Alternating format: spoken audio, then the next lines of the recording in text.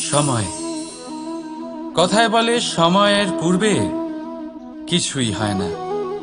প্রতিটা ঘটনার একটা সময় থাকে। সময়ের আগে না সূর্যোদয় হয় আর না সূর্যাস্ত হয়। সময়ের পূর্বে গাছে না ফুল ফোটে না ফল ধরে।